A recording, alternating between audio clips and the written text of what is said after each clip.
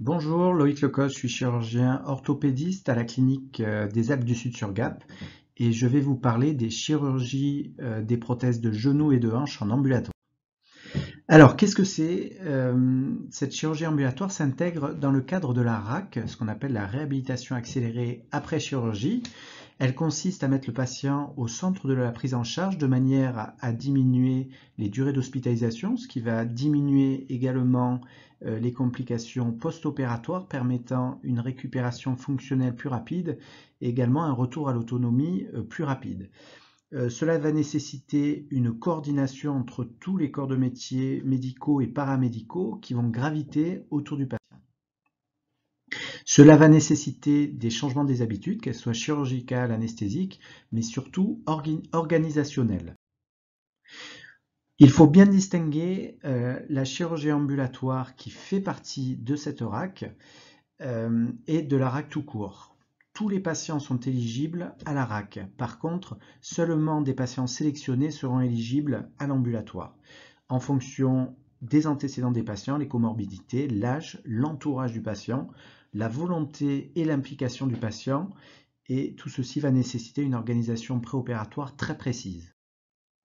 Voici deux exemples de patients opérés de prothèses articulaires. Alors sur la gauche, une prothèse totale de hanche et sur la droite, une prothèse totale de genou. Vous voyez déjà que la patiente marche sans canne et elle présente une mobilité tout à fait satisfaisante le jour de l'opération.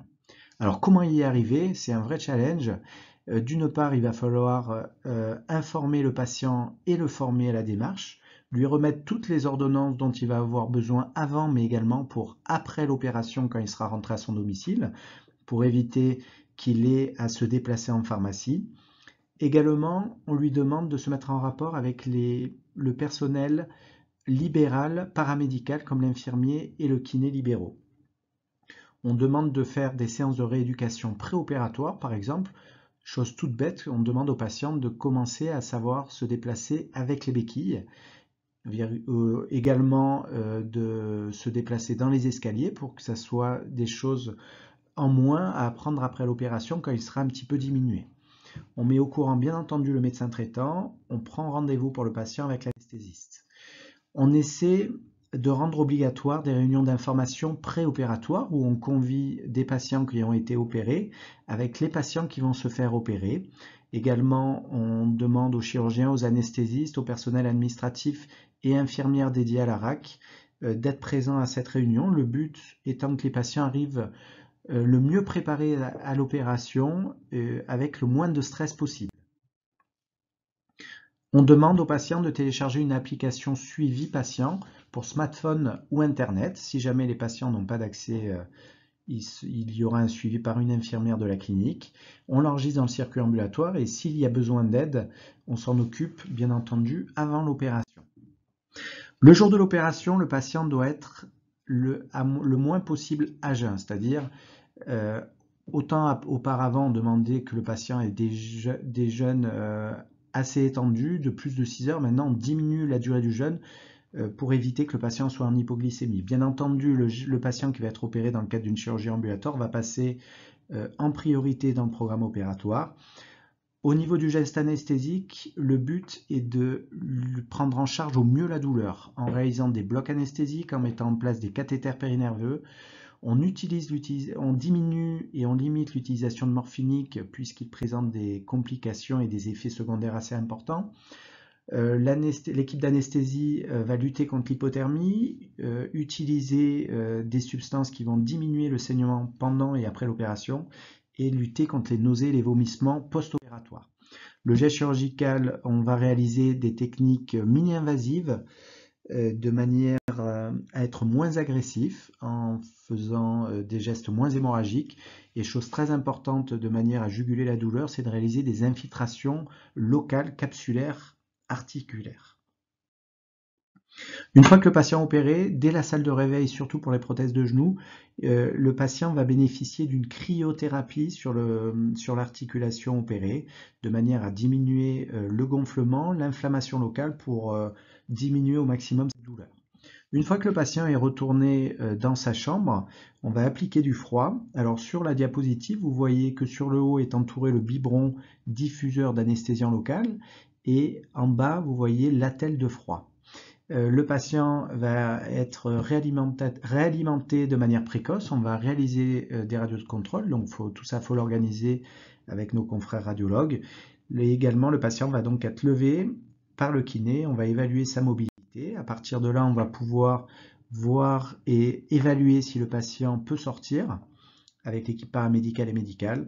Une fois que le patient sort, il sort bien entendu avec des consignes de surveillance, le rendez-vous post-opératoire, comment joindre la clinique au moindre problème, et bien entendu, si le patient n'est pas éligible à une sortie le soir même, il faut qu'on ait une possibilité de repli pour pouvoir hospitaliser le patient. Le patient est retourné à son domicile. Le jour opératoire, on demande à ce que l'infirmière et le kiné passent le voir. Le médecin traitant est informé. Le lendemain, les mêmes personnes passent le voir. Et à ce moment-là, on demande au patient d'évaluer son état de santé via l'application Internet ou par l'infirmière dédiée à la RAC de la clinique.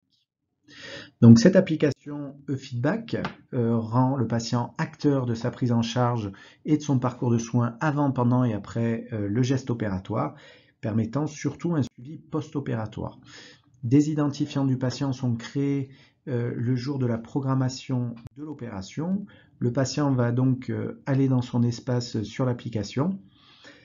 Donc il confirme son identité, il va rentrer de nouveaux codes d'identifiant et il arrive sur son espace. Sur son espace, vous voyez donc il y a les informations administratives et également comment le patient souhaite recevoir des notifications, soit par email, soit par SMS, soit par les deux. Le patient va renseigner à J+1, J+3, J+5 des informations sur son état de santé. Également, via un espace sécurisé, il peut envoyer des messages au chirurgien et des photos, et en fonction des réponses au questionnaire, de déclencher des alertes. Vous voyez un rappel de l'opération. Le patient reçoit par SMS un rappel sur son hospitalisation. Le patient a été opéré et vous voyez que le lendemain à son domicile, il doit remplir le questionnaire de suivi. Si jamais il a oublié, il reçoit un SMS lui rappelant qu'il a ce questionnaire à remplir. Alors, qu'est-ce qu'il évalue? Il va évaluer sa douleur, sa température, l'état du pansement. Au niveau de l'articulation, est-ce qu'un hématome ou un gonflement important sont apparus? Chose fréquente puisqu'il y a souvent des hématomes, d'où la nécessité d'appliquer du froid. Ressentez-vous une douleur dans le mollet, ce qui peut nous faire suspecter une phlébite, malgré l'anticoagulation préventive? Avez-vous des difficultés à vous déplacer? Souffrez-vous de nausées ou de vomissements? Avez-vous des difficultés à dormir en lien avec l'intervention? Voilà, le patient arrive au terme du questionnaire et à partir des réponses qu'il a apportées, il reçoit un message comme quoi il va être rapidement rappelé par la clinique ou le chirurgien. Et également, si le patient n'est pas rappelé d'ici 1 heure, il peut joindre le service d'hospitalisation de la clinique qui est joignable 7 jours sur 7 et 24 heures sur 24. Il est sur son tableau de bord, il voit qu'il a rempli le questionnaire, donc il n'a plus d'action à faire. Quelles sont ses actions à venir? Remplir à J+3 et J+5 le suivi post-opératoire.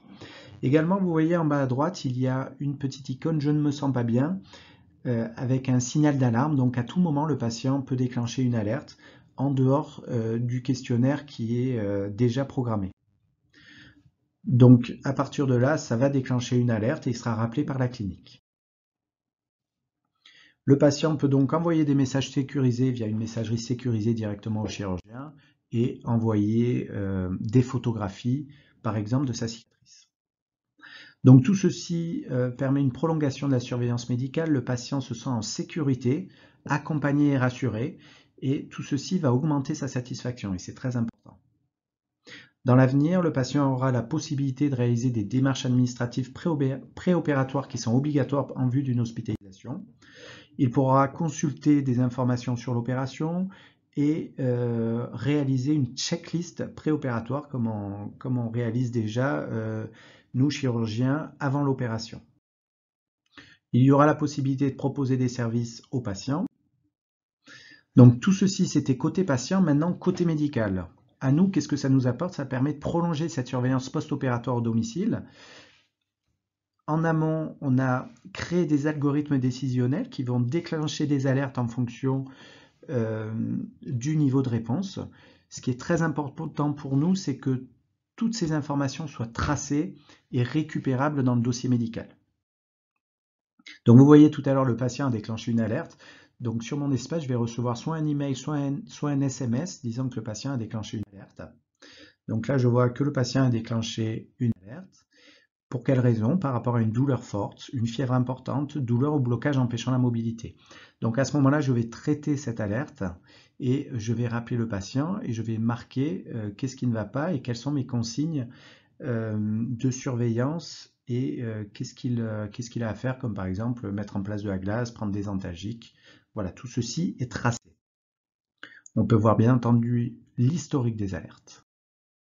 En conclusion, la chirurgie prothétique pour les prothèses de genoux et de hanches est possible. Bien entendu, cela ne s'adresse pas à tous les patients, mais pour des patients qui ont été sélectionnés. À l'inverse, la réhabilitation accélérée après chirurgie est indiquée pour tous les patients. Il faut que, bien entendu, l'organisation permette d'hospitaliser des patients si jamais il n'y avait pas la possibilité que le patient sorte le soir même. Et très important, cela nécessite d'utiliser des nouvelles technologies comme cette application Internet, ce qui va permettre de poursuivre la surveillance médicale au domicile du patient. Dans l'avenir, on va réaliser des démarches administratives. Ce qui est très important, encore une fois, pour cette chirurgie ambulatoire, c'est l'organisation et la coordination de tous les acteurs médicaux et paramédicaux, ce qui va nécessiter de former et d'informer sur cette démarche. Je vous remercie.